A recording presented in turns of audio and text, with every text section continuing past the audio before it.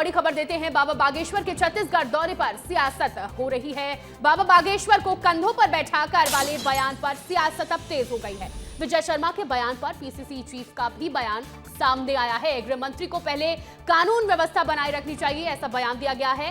उन्होंने कहा कि कोई भी बाबा छत्तीसगढ़ आए, कांग्रेस को आपत्ति नहीं है। सरकारी जहाज से बाबा को लाने का ठेका क्या सरकार ने ले रखा है? लगातार बयानबाजी, आरोप प्रत्यारोप और सियासत गर्मा गई है बागेश्वर बाबा के छत्तीसगढ़ दौरे को लेकर। दीपक बैज ने कहा है कि उन्हें पलकों में बैठाएं, कंधों में बैठाएं या सिर में बैठा लें। विजय शर्मा, देखिए कांग्रेस की तरफ से ये बयान दिया गया है, पलटवार लगातार किया जा रहा है। और देखिए इसी बीच दीपक बैज के बयान पर बीजेपी का भी पलटवार देखने को मिल रहा है। डिप्टी सीएम अरुण साव का बयान सामने आया है। उन्होंने कहा है कि कांग्रेस केवल और केवल सनातन धर्म पर प्रश्न चिन्ह क्यों उठाती है, ये सवाल पूछा है।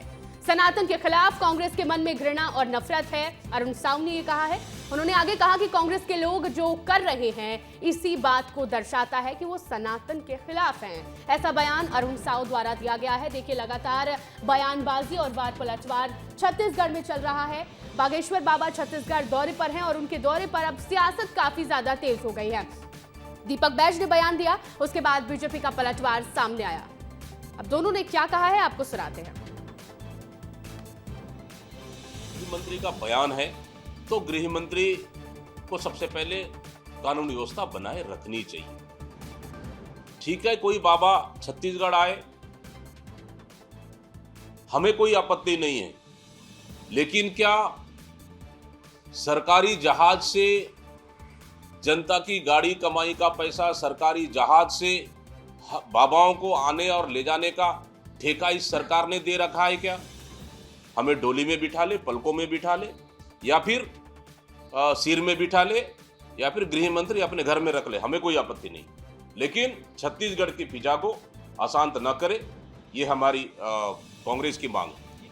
देखिए, कांग्रेस पार्टी केवल और केवल जो सनातन धर्म के संत हैं, कथाकार हैं, सन्यासी हैं, उन्हीं पर प्रश्न चिन्ह क्यों उठाती है?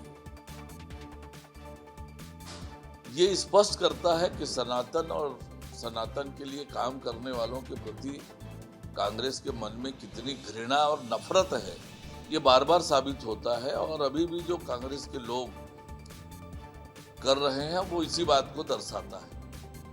देखिए वार पलटवार जारी है। डिप्टी सीएम का भी बयान सामने आ गया है। ज्यादा जानकारी के साथ हमारे सहयोगी खुमन साहू जुड़ गए हैं। खुमन साहू, जिस दिन से बागेश्वर बाबा छत्तीसगढ़ आए हैं, लगातार वार पलटवार और बयानबाजी चल रही है, अब सियासत और ज्यादा गर्मा गई है। देखिए, जब से धीरेन्द्र कृष्ण शास्त्री छत्तीसगढ़ दौरे पर आए हैं तब से एक चीज देखने को मिल रहा है, उनकी कथा की, उनकी दिव्य दरबार की चर्चा नहीं हो रही है, उनके बयानों की चर्चा हो रही है। वो जब स्टेट प्लेन से छत्तीसगढ़ पहुंचे उनकी चर्चा हो रही है। और यही कारण है कि बीजेपी एक तरफ कांग्रेस सवाल उठा रही है कि बाबाओं को जो स्टेट प्लेन से छत्तीसगढ़ लाया जा रहा है, सुविधाएं दी जा रही है, आम जनता को सुविधा नहीं दी जा रही। दूसरी तरफ भारतीय जनता पार्टी ये कहती हुई नजर आ रही है कि सनातन विरोधी कांग्रेस है और यही कारण है कि कांग्रेस लगातार सवाल उठा रही है। लेकिन इसके इतर अगर जाके देखा जाए तो लगातार जिस तरीके से जब से धीरेन्द्र कृष्ण शास्त्री यहाँ पहुँचे हैं, पूर्व मुख्यमंत्री भूपेश बघेल ने उनको ढोंगी बता दिया था। इसके अलावा उन्होंने कहा था कि बीजेपी का एजेंट की तरह काम कर रहे हैं और यही कारण था कल प्रदेश भर में युवा मोर्चा के कार्यकर्ताओं ने पूर्व मुख्यमंत्री भूपेश बघेल का पुतला फूंका। तो लगातार छत्तीसगढ़ की सियासत जब से बाबा बागेश्वर छत्तीसगढ़ पहुँचे हैं हाई हो गया। आने वाले दिनों में चूंकि आज उनका आखिरी दिन है छत्तीसगढ़ में कथा कहने का, इसके बाद किस तरीके से सियासत होती है और आने वाले दिनों में कांग्रेस किस तरीके से और सवाल खड़ा करती है, ये देखने वाली बात होगी। जी।